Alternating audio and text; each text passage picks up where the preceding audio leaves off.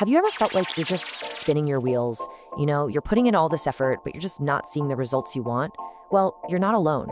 We have this idea that to get massive success, we need to take some kind of massive, dramatic action. But what if I told you the real secret to lasting change isn't some huge once-in-a-lifetime event? What if it's hidden in the tiny, almost invisible choices you make every single day? That's the whole idea behind Atomic Habits, and it all starts with a number that might just blow your mind. So what's with this number, 37.78? It's not a stock tip, it's not a lottery number. It's actually what happens when you get just 1% better at something every single day for 1 year. That's the incredible, explosive power of compounding at work. Now, think about the flip side. If you get 1% worse each day, you basically end up at zero. So these little tiny gains and losses, they're not just details. Over time, they literally define who you become. All right, so here's our game plan. We're gonna dive deep into the biggest ideas from James Clear's Atomic Habits.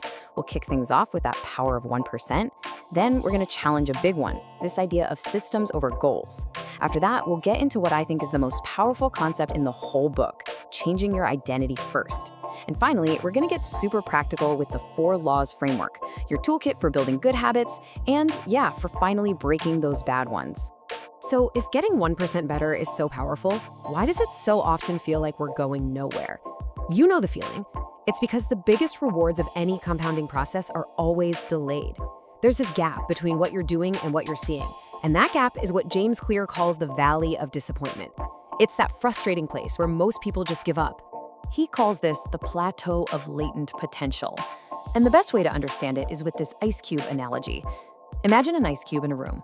You raise the temperature from, say, 25 degrees to 26 to 30, 31, and from the outside, it looks like absolutely nothing is happening. But all that energy is being stored up. And then you hit 32 degrees and boom, you get a breakthrough. Your habits work the exact same way. Your effort isn't being wasted, it's just building, waiting to cross that critical threshold. And this quote just hits the nail on the head, doesn't it? We get so caught up looking for that one big moment, that one transformation that will change everything. But success isn't about that. It's the product of the small things you do day in and day out. In the long run, you've got to remember, consistency is always going to beat intensity.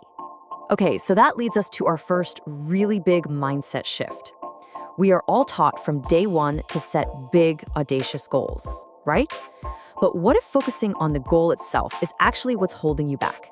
So let's get this straight. A goal is the result you want. It's the finish line, like running a marathon. A system, on the other hand, is the process that gets you there. It's the day-to-day work, like your training schedule. And here is the absolute key insight. You do not rise to the level of your goals, you fall to the level of your systems. Because when you only focus on goals, you run into a few problems. First, think about it. Winners and losers in any field often have the exact same goal. The system is what makes the difference. Second, hitting a goal is just a moment in time. What happens the day after you run the marathon? Third, it puts your happiness on hold. Like, I'll be happy when I reach this goal. And finally, once you achieve the goal, what's supposed to keep you going?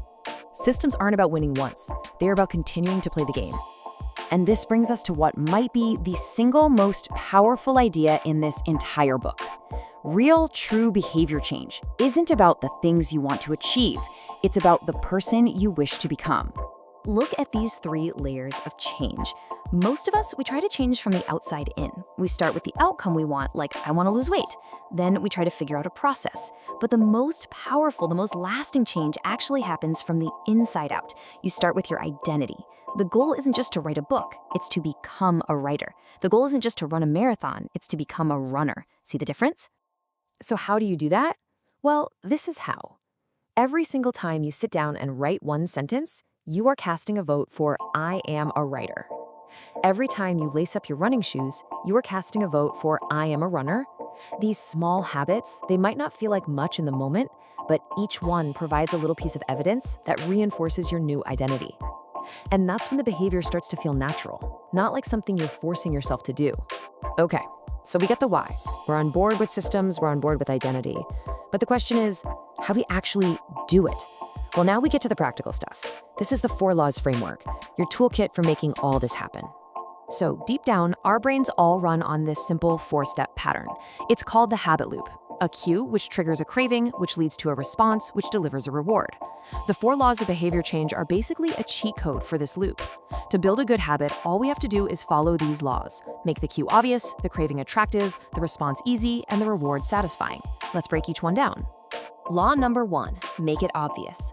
The cue for your good habit needs to be right in your face. The easiest way to do this is to design your environment.